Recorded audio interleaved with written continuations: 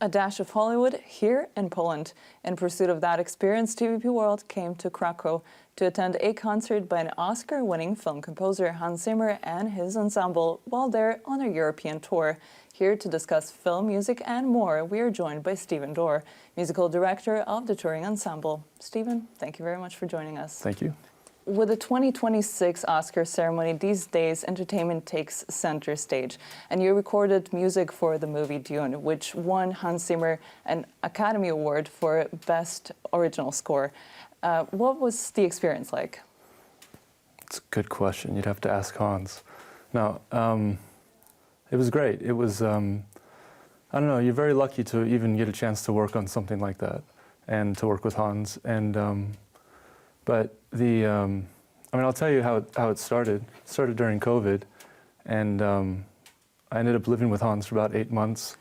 And the whole process started with just a ton of sound design. Hans loves making sounds. So it was sound design heaven for months. And then, yeah, and then he just wrote a big suite, and everything was born out of that.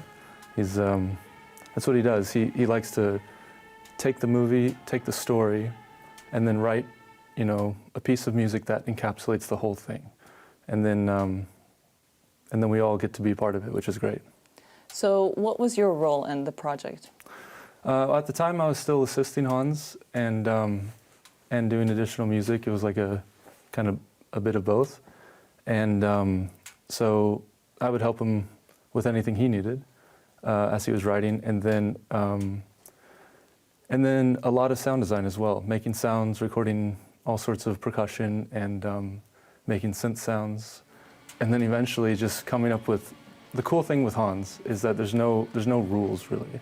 He'll have an idea and then you can just run with it. So it was kind of fun trying to make it too weird. And I'd bring it to Hans and I'd say, what do you think of this sound? Or what do you think of this, you know, piece? And he would go, it's not weird enough. And I was like, okay.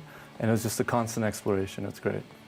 So with the experience that you have, in your view, what makes an Oscar-winning soundtrack? You'd have to ask an Oscar winner.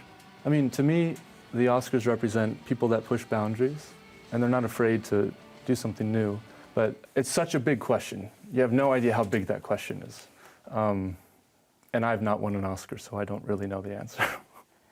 But is there something that stands out, perhaps, in soundtrack, like Dune, or the other projects which also got Hans Zimmer an Oscar, Lion King in 1995? You also took part in the remake, if I understand correctly. Yeah. So what would you say, how do these projects stand out compared to some other projects? I think with Lion King, because I grew up with Lion King, I'm sure you did as well. I'm sure everyone in this room did, actually, in some way. And that one resonates so fiercely. I think it's just music that fits the story, that resonates on such an emotional level that you can't think of that movie without thinking of that music. If you can do that, you know, that's kind of the goal in my mind. So with Lion King, it's a combination of the story's amazing, Hans's music is so heartfelt in Lion King. So even when you do a remake of it, it's like, I'll tell you this, trying to do a remake, I was not jealous of Hans trying to do that because you have to redo things that people consider already perfect. And it was a huge challenge, and it was so fun because he brought in extra orchestra, extra choir. It was just the coolest thing to hear the biggest orchestras play his famous themes. And you can't help but just go, I mean, you're like shedding a tear. It's like the cutest thing in the world with this epic story that's brutal. And then with Dune, it's the same thing. You can't, I bet it would be tough for an audience member to watch Dune and not think of the music as part of the character.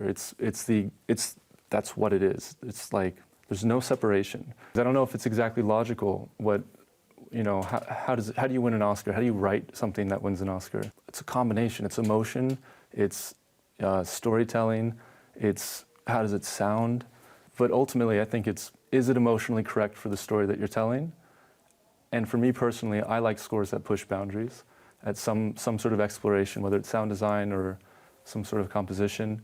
So it's a bit of craft, it's a bit of art, it's a bit of everything. You seem to have a very diverse ensemble. Do you know how many nationalities you have?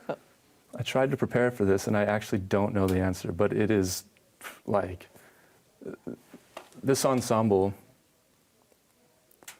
I'll put it this way, Hans wants everybody. I think that's how he thinks. He goes, what if we take these two ideas, you take Indonesian folk, and you take, you know, Los Angeles punk rock from the 80s, and you mix them together, what happens? And it could be magic. So I love that. It's my favorite thing about music, favorite thing about working with this ensemble. It's just a culture clash in the best way. It's wonderful, yeah. And if I'm not mistaken, Hans Zimmer Live also worked in the past with the Odessa Orchestra, the Ukrainian Orchestra. Is there a story behind how this orchestra joined the ensemble? I don't know exactly, so I don't want to speak exactly, but I do know that when, you know, if you go through Hans's career and you look at the films he did, he talks about it every night in this show. He started his career off doing films about apartheid in Africa, and he was very anti-apartheid. And so he's very political, he's very involved. There's a big activist side to him. So what I don't want to say is that, yes, we brought in the Odessa and Friends Orchestra because of that, because the reason we really brought them in is I don't want to diminish the fact that they were amazing musicians. I mean, really talented musicians. And, but yeah, I think if there's a chance for Hans, if there's a chance for him to show his support for something, he's going to do it. And regarding your experience with Hans Zimmer, how did you end up joining the ensemble? I'll put it this way. I started with Hans in 2017, so I've been with him for a little over 9 years, working with him. And I started as his assistant. And I think I said no initially when I was asked if I wanted to join, because I was already burned out, and I thought, wow, that sounds really hard. And it was really hard. And so eventually I said yes. And I'm glad I did, because I love working with Hans. But I assisted him in the studios and on the road. And then I think 2019, one of our musicians on the tour couldn't make it, and Hans asked if I would, actually he didn't ask me. He emailed the entire tour and said, Steven's playing percussion. And then I remember FaceTiming him and saying, what? Like, what are you talking about? And he goes, I'm sorry, did you not want to play percussion? And I said, of course I want to play percussion. He goes, great. And then, that's how I joined the band. Do you have any exciting projects coming up that you could tell us about? Well, Dune 3 is definitely coming up. Yeah, if I'm involved with that, be lucky to be involved. Are you going to be involved with Dune 3? I hope so. Probably, yeah, at some level. Whether it might be recording some drums or writing some music. With a project like that, honestly, Denis Villeneuve, the director, is like genuinely one of the coolest people I've ever met, especially in LA. And truly, I would consider him an actual artist. It's incredible. And so even just being in the meetings is special. But other than that, we've got a film coming out that Hans and I and a friend, Doar Benjamin, are co-composing for Zack Snyder. And yeah, just fun. We have a very fun, weird project with Omer and I, but I don't know, it's not that cool, to be honest. But it's actually very cool. I don't know. And you've been working as a musician for many years. Right. Has your workflow changed in any way with the boom of artificial intelligence? We'll see what happens. It's a big question, I think, a lot of people's minds, but I think it'll definitely disrupt some industries. But I'm no expert. I have no idea. I think it's amazing technology, and it's also a bit scary. Sometimes, yeah. Mostly to make stupid pictures, but I don't know what's going to happen with AI. I have no idea. I don't know if anyone really does. But if you look at the technology changes throughout music history, I mean, you can go all the way back to, you know, when the piano was invented or the harpsichord, and you can say all these things. And I bet you somebody involved in music was terrified of something. And they probably thought, oh, this is going to get rid of the orchestra, this is going to get rid of whatever. And then you had, then you had MIDI in the 80s, I suppose. And I bet people were like, oh, this is going to ruin everything. And so I tend to try to lean toward a bit more optimism and say, I bet it'll be a tool, And I bet some people do things that are not so cool with it, but at the end of the day, too, I think people want to make things.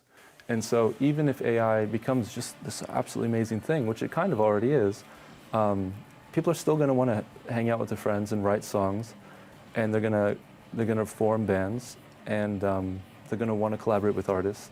Because I can tell you, one of the things I've learned from touring for the past 10 years or so is every time you think, oh, we just get that one thing and it's simple, and it's a simple fix, or it's simple to, it's not, because you're collaborating. We have 16 choir members, we have 6 French horns, we have 20 soloists, and we have a crew of like, I don't know, 90 people or something. I mean, you have just like the coolest, weirdest mix of collaboration and ideas. And then you have Hans at the head of it going, here's an idea, and it's totally random, and I didn't expect it. And then, but everyone has their input.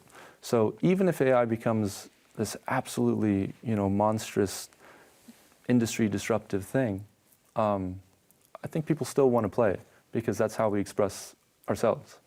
So I tend to not do too much doom and gloom thinking. So it sounds like there is a future for musicians alongside AI. I think so. Thank you very much, Stephen. And to our viewers, thank you very much for watching TVP World. I'm Sonja, Agata, Bišćan, and I invite you to stay tuned for more news coverage.